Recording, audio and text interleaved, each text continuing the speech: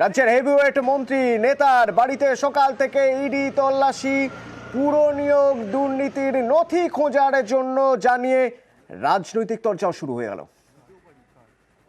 চোরেদের বাড়িতে ইডি যাবে। সিবিআই প্রাথমিকভাবে যাদের যাদের তদন্ত করেছে নিয়ম পদ্ধতি অনুযায়ী ইডিকে তারা হ্যান্ডওভার করে। It's a system.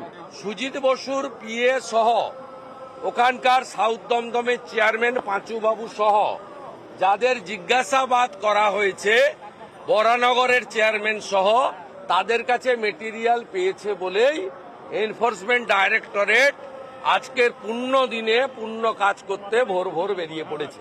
এরা প্রত্যেকে যুক্ত, অপর্ণা নিয়োগী যুক্ত, 70টা পুরসভার চেয়ারম্যান এবং তৃণমূলের নেতারা যুক্ত। ব্যাগ গোছানো শুরু করুন, সঙ্গে শীতের জিনিসও রাখবেন। সম্পূর্ণ রাজনৈতিক উদ্দেশ্য প্রণোদিত এই গোটা ঘটনাটা ঘটছে বিজেপির অঙ্গুলি হেলনে, বিজেপি তৈরি করে দেয়া প্রতিহিংসা রাজনীতির স্ক্রিপ্টের উপর দাঁড়িয়ে বিজেপি নেতারা তাদের প্রতিদ্বন্দ্বীদের লিস্ট এজেন্সির কাছে পৌঁছে দিচ্ছে। বিজেপি পারছে না লড়তে, বিজেপি হেরে যাচ্ছে, তাই তারা ব্যবহার করছে কখনো সিবিআই, কখনো ইডি, কখনো এনআইএ এজেন্সিগুলি দিয়ে হ্যারাস করছে। সিবিআই এর FIR named Suvendu Adhikari, registered চোর শুভেন্দু অধিকারী, কেন তার বাড়িতে রেড হচ্ছে না? তার বদলে বেছে বেছে নেগেটিভিটি তৈরির জন্য তৃণমূলের বাড়িতে এই জিনিসগুলি করা হচ্ছে।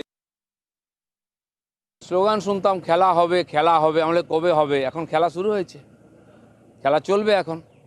এই যে দুর্নীতি রন্ধ্রে রন্ধ্রে ছেয়ে গেছে পশ্চিমবাংলায়, যারা করেছে তারা তো ছাড় পাবে না।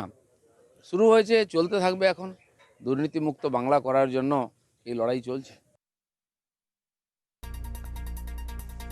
দেখুন সেই পোস্ট যেখানে তাপস রায়ের বাড়িতে ইডি তল্লাশি প্রসঙ্গ টেনেছেন তিনি। বলছেন বা লিখছেন, কয়েক দশকের রাজনৈতিক জীবনে যে লোকটার গায়ে একটা পেনের কালির ছিটে কেউ লাগাতে পারেনি, সেই তাপস রায়ের বাড়িতে ইডি ঢুকলো।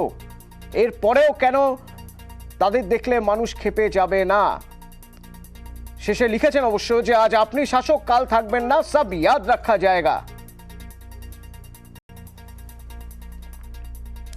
3 জায়গায় একযোগে চলছে ইডি তল্লাশি।